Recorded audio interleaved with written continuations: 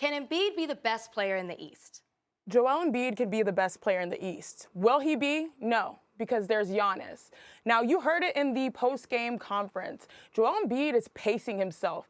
He got his heart broken in the playoffs last season, and from then on, he said, guess what? I want to be available and at 100% in the playoffs. Now, we got a treat on Christmas Day where he balled out, but I think Joel Embiid has the long-term vision. Now, someone not pacing themselves is Giannis. Giannis has an entire team tailored to his needs. It's Giannis and a whole bunch of floor spacers, Giannis and a whole bunch of snipers. This entire Bucks squad makes Giannis be able to reach his full potential. 13 guys on the Bucks average double-digit minutes. If you think about the 76ers, they struggle with space. That's largely because their other all-star, Ben Simmons, sort of struggles with his perimeter shot. We always count how many threes he makes and so on and so forth. Now, the Sixers, they've been shooting the ball where they're coming off of a 21 threes in a game, tying the franchise record. Yes, things are looking optimistically, but the thing is, Giannis has that bread and butter of having teammates, which allows him to reach his maximum potential offensively. Joel Embiid, they sometimes struggle being able to allow him to dominate the paint, and that's because of the lack of outside shooting. So as great as Embiid wants to be, he's cool. He's fine with just being dominant, maybe defensive player of the year. Come playoff is where he wants to make some noise, and they treated Christmas Day like a playoff game. But Giannis, he is not pacing himself. And so far with his team, the Bucks surrounding him with a strong supporting cast, that allows him to be the best player. Well, Chiney, I agree and disagree. He can be if he plays the way that he played yesterday, okay? Because I played with a guy by the name of Shaquille O'Neal, and no, he's not the dominant player Shaquille O'Neal is, but when he gets the ball on the block, he can dominate anybody in the Eastern Conference. And his skill level is to where he could step out and shoot the three-pointer as well. So if he comes and plays the way that he did yesterday with the enthusiasm and, something to prove, because he definitely had something to prove playing Giannis in the Bucks yesterday, that he can definitely be the best player in the Eastern Conference. Now, will he do it? We don't know that because his consistency has been up and down. He might score 32 points one game. He might have a game in Toronto where he doesn't score any points. So Giannis is bringing it every night, night in and night out. He's coming with the effort, the energy, and all that. So, but I think if Embiid plays with the intensity and the effort that he played with yesterday, he has the ability to be the best player in the Eastern Conference.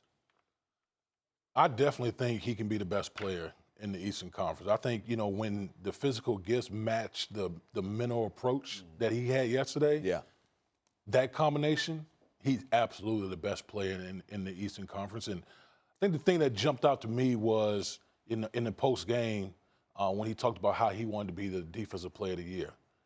To me, that says something. It's one thing, we all know the physical gifts and the things that he can do from an offensive, just offensively what he can do. But when you're talking about being the defensive player of the year, the grunt work, the dirty work, the things that you got to do, having taken upon yourself to say, you know what, I'm going to guard Giannis, who right now is the MVP. If we had to choose a person, he's the MVP of the league. Yeah.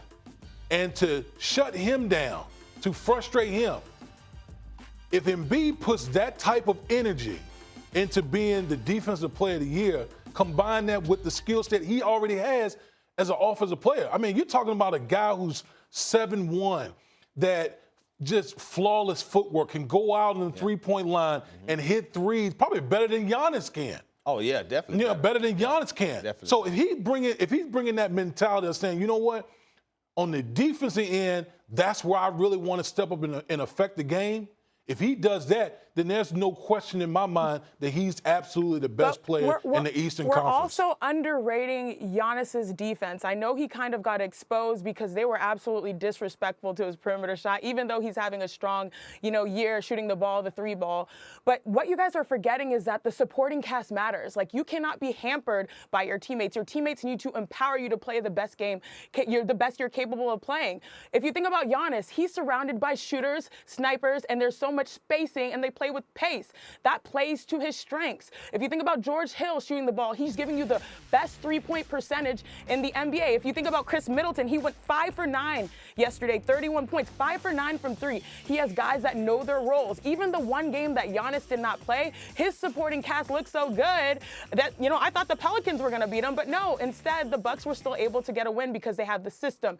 Now, does Philly have the system for Joel Embiid to maximize his potential? Not necessarily. Their best perimeter shooter at times is Al Horford or Tobias Harris. Now, Tobias is earning all his money. He just came off like a 35-point game, but you know what Philly does? They have Ben Simmons bring up the ball and then get in a pick and roll with Tobias, and they treat Tobias like the guard and Ben Simmons like the post. And guess what happens when Ben Simmons is a post? It infringes on Joel Embiid's space. He won't be able to be as productive, and that's the struggle. I think one thing that people forget is it's so easy for this Philly team to galvanize and to really get up for Christmas Day and play. There are a lot of we're seeing young stars, emerge, but there are a lot of young egos on Philly.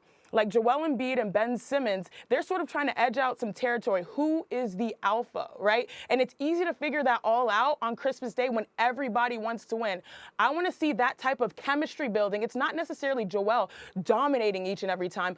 I want to see the Sixers' chemistry being built over the course of the season so that when Joel is pacing himself and gets to the playoffs, guess what? They can actually do something. They have a lot of questions still to be answered on the perimeter, and I think that hinders Joel Embiid compared to Giannis, who, man, they already know their system. Like, this is a team that just can walk out and win games. Now, I think that's why the Sixers win was so impressive, but still, Giannis has all the pieces around him for him to continue to expand his game. We're just waiting for the Sixers to figure it out so that Joel Embiid can do the same. Chiney, you mentioned the Sixers, but Damon, I'll ask you, do you think the Sixers are the biggest threat to the Bucks in the East? Oh, of course. And you saw it last night, and this is why I said Joel Embiid could be the best player in the Eastern Conference, is that they have the athleticism and they have the players to throw at Giannis where they could play one-on-one. Thanks for watching ESPN on YouTube. For more sports highlights and analysis, be sure to download the ESPN app. And for live streaming sports and premium content, subscribe to ESPN+.